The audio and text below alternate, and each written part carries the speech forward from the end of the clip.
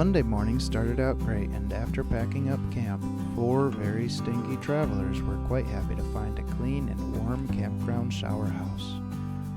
This was a luxury we knew we wouldn't have again for several days. Feeling the weight of what seemed like pounds of mud and filth lifted, we set out for another adventure, but sometimes adventures come with perils, sometimes fire-breathing dragons.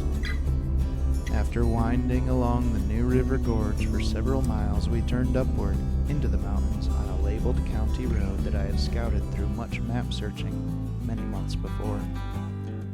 The road was beautiful and climbed high, past charming homesteads in the West Virginia Appalachians. Private property signs were all along the sides of the road, and as in so many places, but the maps and street signs assured us we were still on track. So we just stayed in our vehicles and made sure not to encroach on the property on either side. Someone didn't see it that way. A small SUV came flying up behind us, and a woman jumped out, waving a gun around, recording with her phone, and being sure to get our license plates.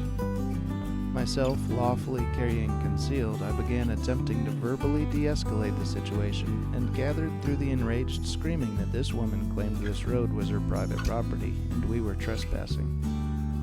That claim arises in some places. Apparently someone else had been selling guided Jeep tours on this road and had just come through the day before. There was no way to convince her through her rage that I was not with them, but I did explain repeatedly how we ended up on that road and that there was no ill intent meant. I told her we'd be happy to backtrack our way out and not return, and after leading us back to what she considered not her property, she had calmed down some, and though still rather rude, she did apologize for flying off the hook without talking to me first. I still don't think she believes I have no idea who the tour guide is that's been bothering her.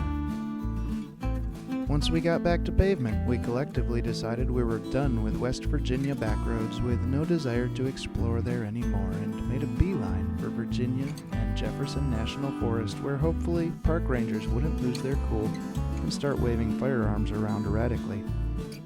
A few miles of rough and rugged trail no wider than the trailer led us up a mountain and into the Commonwealth of Virginia. We were surrounded with one path forward, one path back from whence we'd come, and a plethora of horse trails.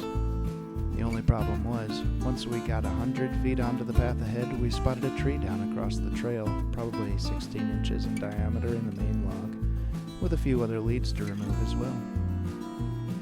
A quick scout ahead revealed this wasn't the only downed timber. It was getting late, and we had several miles to go to get to a more maintained gravel forest road, not to mention the miles to camp. And it appeared we were the first travelers to pass by yet this year. That also happens sometimes when exploring the less accessible parts of the country. After spending some time cutting and hacking and some time winching logs off the trail, we proceeded forward, not yet willing to return the way we'd come. Thankfully, only small and liftable logs lay beyond, and we had a grand time from here on out, driving over rocks, through muddy pits, in creek beds that were the road, and even down a small waterfall.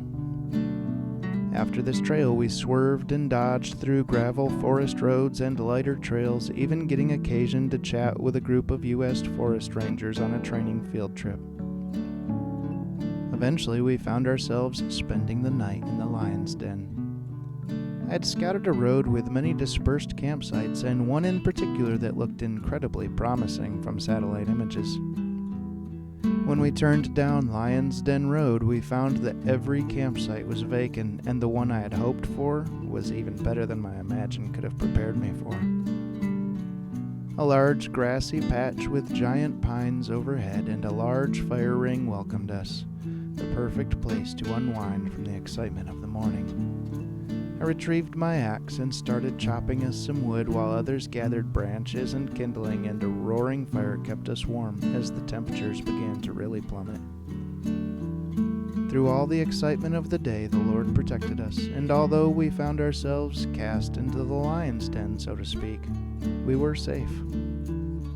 A peaceful and loving faith in the Lord Jesus Christ carried us through the day, but I know that even if things had worked out differently, if I had been called home through a violent act of insanity, I would still be safe in His loving presence. As it was, the mouth of the lion was shut, and our adventure continues. And so if you've been enjoying these videos and would like to see more, I'll let you know now there are many, many more days of this adventure and several more adventures planned for the future. So if you'd just like to subscribe to the channel below, maybe like this video, and click that notification button. It'll help to make sure that you can see the future videos. Thanks for watching, y'all. The Lord bless you and keep you.